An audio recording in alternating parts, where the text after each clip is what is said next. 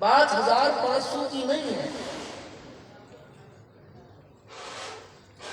بات اس وقت ایک المیہ ہے کہ اس وقت مخالفت جو کر رہا ہے، جہاں کر رہا ہے، جس ماحول میں کر رہا ہے، قرآن والوں کی اور قرآن کی طرف سے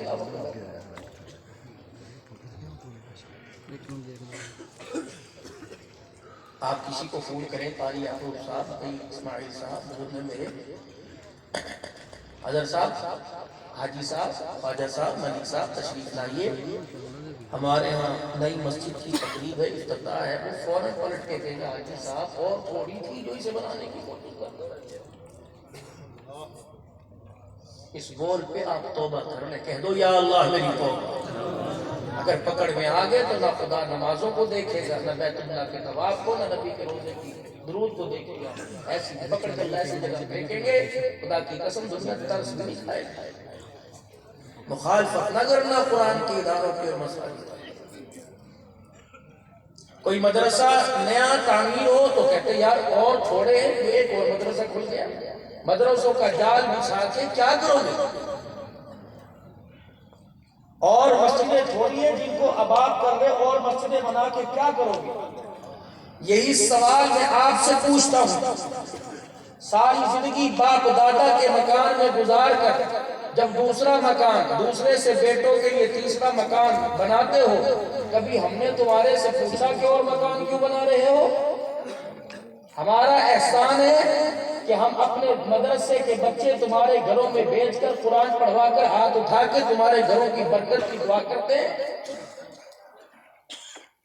ہم نے کبھی آپ سے پوچھا کہ میاں صاحب مارکیٹ میں ایک دکان تھی، آپ نے 4 کیوں بنا لی، کیا ضرورت تھی؟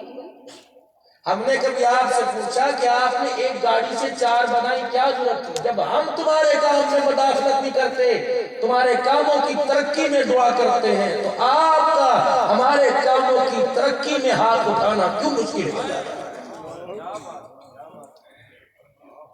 مجھے جواب دیجیے۔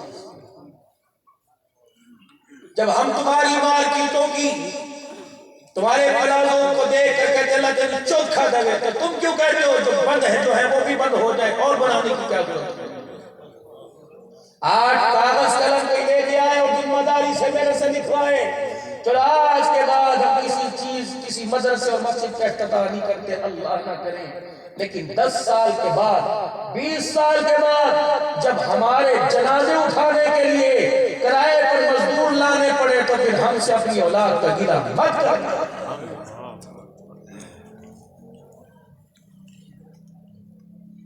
سارا مجمع بیٹھا ہوا ہے، دیندار ہے،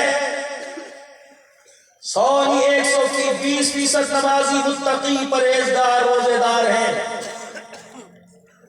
بتاؤ ابو امی کی قبر پر گئے ہوئے کتنے دن ہو گئے؟ ٹوپی پگڑی داڑھی موجود ہے، قرآن مصلی گھر میں موجود ہے، ایمان ماں باپ ماما ٹھنیاں چھاما کا مونوگرام تمہاری موٹر سائیکلوں کی بتیوں پہ موجود ہے، ماں باپ کی خدمت گھر پہ سپیکر لگے ہوئے موجود ہے۔ جب اتنے بابرکت دور کے اندر ماں باپ کی قبر پر گئے ہوئے 6 مہینے گزر گئے، 20 سال کے بعد اگر مدارس کو بند کر دیا گیا، خدا کی قسم ہمارے تو بچے قبرستان کا راستہ بھول جائیں گے۔ یہ احسان ہے۔ آج کہتے پاکستان میں رکھا کیا ہے؟ کچھ نہیں رکھا، معیشت، تجارت تباہ، کچھ نہیں رکھا۔ آپ کی بات مان لی، پاکستان میں کچھ رکھا، پاکستان میں خدا کا شکر 2 رکعت نفل شکرانے کے پڑھا کرو، میں بھی اور آپ بھی روزانہ۔ اللہ نے پاکستان میں وہ کچھ رکھ دیا ہے جو اللہ نے دنیا کے کسی ادارے، کسی شہر، کسی ملک، کسی زمین کے خطے پہ بھی رکھا، سوائے مکہ اور مدینہ کے کہ وہاں اللہ کا حرم ہے، میرے نبی کا روضہ ہے۔ تو اگر وہاں والے بھی تعلیمی معیار پر رشک کرتے ہیں کہ پاکستان کے اندر جو قرآن حدیث کو سمجھا جاتا ہے اتنا سعودیہ کے اندر بھی قرآن حدیث کو نہیں سمجھا جاتا۔ سچ کہہ رہا ہوں کہ غلط کہہ رہا ہوں؟ سچ ہے۔ ہمیں تو الحمدللہ اللہ کا شکر ادا کرنا چاہیے، پاکستان کے رائے مل کر تبلیغی مرکز جہاں سے پوری دنیا کا مسلمان اسلام سیکھنے کے لیے ان کے پاس پنجابی، سرائکی، بلوچی، پٹھان جو سر پر بستر اٹھائے پھرتے ہیں، یہ اپنی زبان میں جو پرچے پر راستہ لکھا ہوا وہ بھی نہیں پوچھ سکتے۔ خدا کا احسان مانو، اللہ نے حضور کی ختم نبوت کے صدقے سے مقام دیا کہ آج جن کو اردو بولنے نہیں آتی لوگ ان کے پاس دین سیکھنے کے لیے آ رہے ہیں۔ اللہ کا احسان ہے۔ کہتے پاکستان میں کچھ نہیں، جھوٹ بولتے ہو۔ مسجدوں کا جال پاکستان میں، مدرسوں کا جال پاکستان میں، 24 گھنٹے اذانوں کی آواز پاکستان میں، ہر گلی میں بنین بنات کے مدرسے میں قرآن حدیث کی آواز محلے میں چلنے والے کو سنائی دیتی ہے پاکستان میں۔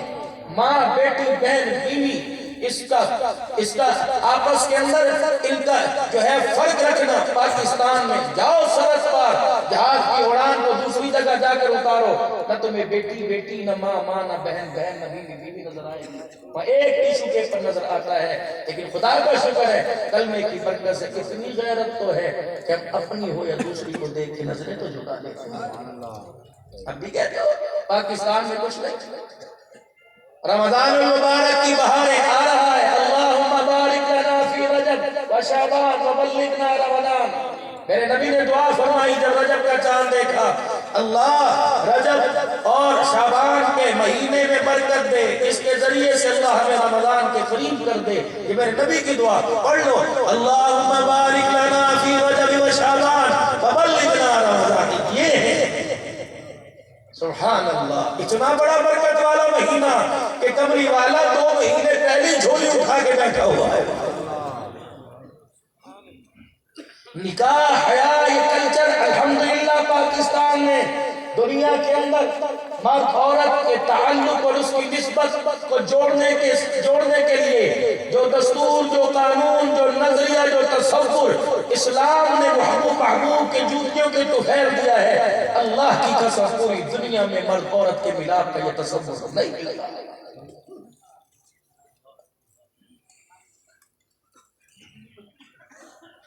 کیوں نہ شکرے بنتے ہو کہ پاکستان میں کچھ نہیں۔ اب ہم نے کرنا کیا ہے؟ آپ حضرات کو یہاں کیوں اکٹھے کیا؟ یہ پڑھ گئے، انہوں نے پڑھا دیا، مدرسے کے پورے سال کا اللہ نے آپ حضرات اور دعاؤں کے صدقے سے کسی نہ کسی ذریعے سے خرچہ پورا۔ اب ہم نے کرنا کیا؟ جتنے حضرات بیٹھے ہیں صبح سے ہر ایک نے اپنی چائے والی دکان پر اپنی فیکٹری میں مذاکرہ کیا، کیا ہوا؟ یار بے حیائی بڑھ گئی، یار چوری بڑھ گئی، زنا بڑھ گیا، کرپشن 2 نمبری ملاوٹ بڑھ گئی۔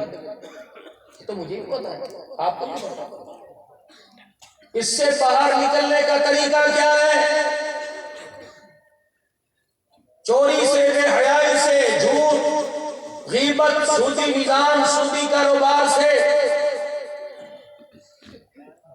بے غیرتی والی زندگی سے، بے حیائی والی زندگی سے، شراب جوئے سے نکلنے کا واحد حل ہے محمد الرسول اللہ صلی اللہ علیہ وسلم کی غلامی، آپ کی تعظیم۔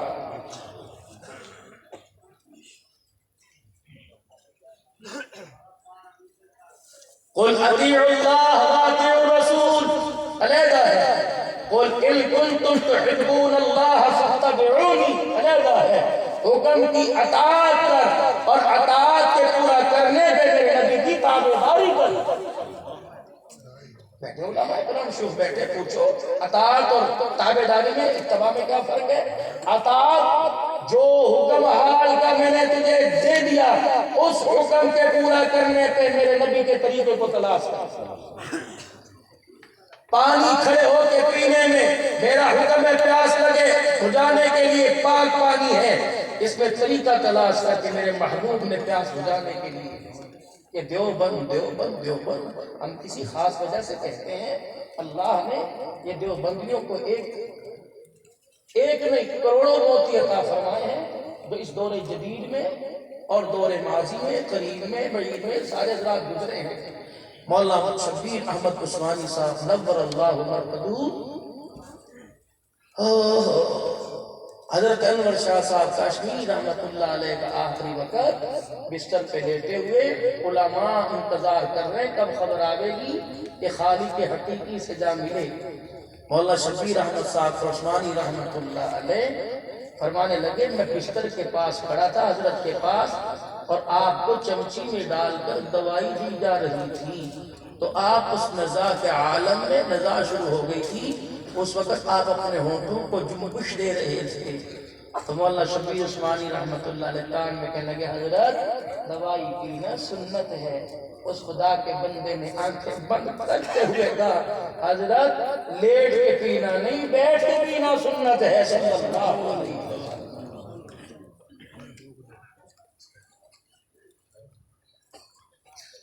دیوبند کوئی فرقہ نہیں ہے، ٹھیک ہے، بڑے بڑے ممبر پر بیٹھ کے دعویٰ کر رہے ہیں، باقی کوئی فرقہ نہیں ہے۔ اللہ نے صحابہ کی جماعت کو پوری دنیا کے اندر پھیلایا، صحابہ کی جماعت بر صغیر سے گزرتی ہوئی، دارالعلوم بر صغیر سے گزرتی ہوئی دیوبند کی بستی سے گزری۔ کچھ لوگ کسی وجہ سے پیچھے رہ گئے، ان کے کردار، ان کی شخصیت، ان کا اٹھنا بیٹھنا، ان لوگوں کا جب بعد والوں نے دیکھا تو یہ صحابہ سے بچھڑے ہوئے قافلے کو ان کی لوگ اتباع کرنے لگے۔ تو جس بستی کے اندر یہ بچھڑا ہوا قافلہ تھا تابعین کا، ان کو دیکھ کر لوگوں نے دیوبند کہنا شروع کر دیا۔ اصل میں یہ صحابہ کی یادیں ہیں جو آج ہمارے دینی اداروں میں یہ ٹوپی پگڑی چادر رومال قمیض کرتے شلوار ٹخنوں سے اونچی اس کی صورت میں متقی پرہیزگاری ہے، یہ آپ کو نظر آ رہا ہے۔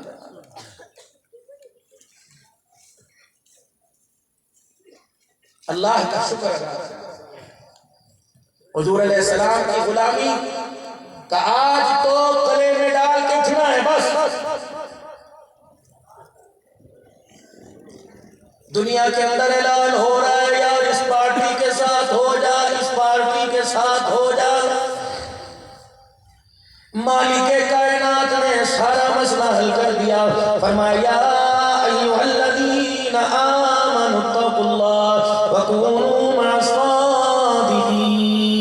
اے لوگوں جن کا میری ذات پر ایمان ہے، میرے سے ڈرتے ہوئے، میری اتباع کرتے ہوئے، میرے حکموں کو پورا کرتے ہوئے، میرے سے ڈرتے ہوئے، پرہیزگاری کا لبادہ اوڑھتے ہوئے دنیا کے اندر سچوں کے ساتھ کھڑے ہو جاؤ۔ صبح اپنی اپنی سائیکلوں پر، کوئی جوکر پہن کے، کوئی موٹر سائیکل میں، کوئی سائیکل پر، کوئی گاڑی میں، کوئی پراڈو، کوئی لینڈ کروزر میں، کوئی ریل میں، کوئی کار میں، کوئی بس میں، کوئی جہاز میں، مشرق مغرب شمال و جنوب کا چکر لگایا۔ رب کعبہ کی قسم اگر تمہیں صداقت والے لوگ ملیں گے تو یہ مدرسوں اور مسجد کے ممبروں کو سنبھالنے والے ملیں گے۔ دنیا کا مجھے کوئی محکمہ دکھا دو، میں کسی محکمے کا نام نہیں لیتا، پتہ نہیں کوئی محکمے والا بال کیا بیٹھا ہو، اس کی دل آزاری نہ ہو جائے۔ میں تو اپنا میرے عزیز و مدرسوں کی نمائندگی کرتے ہوئے ادنا سا نمائندہ کارکن آپ حضرات کے سامنے اپنے مدرسوں کی اور مسجدوں کی صفائی دینے لگا۔ مجھے دنیا کا کوئی ایسا محکمہ دکھا دو جو میرے عزیز و صداقت پر مبنی ہو، جس کے اندر حیا بھی ہو، غیرت ایمانی بھی ہو، سچ بھی ہو، کرپشن کوئی نہ ہو۔ میرے عزیزوں ہر کوئی ناکام ہو کر بھوکا پیاسا اپنے گھر کو لوٹے گا، لیکن آج میں خدا کی قسم چھوٹے سے مدرسے سے لے کر بڑے دارالعلوم تک ان کی نمائندگی کرتے ہوئے سینہ تان کے کہتا ہوں، نہ ان کے کردار میں کوئی کمی نظر آئے گی، رب کعبہ کی قسم نہ ان کی گفتار میں کوئی کمی نظر آئے گی۔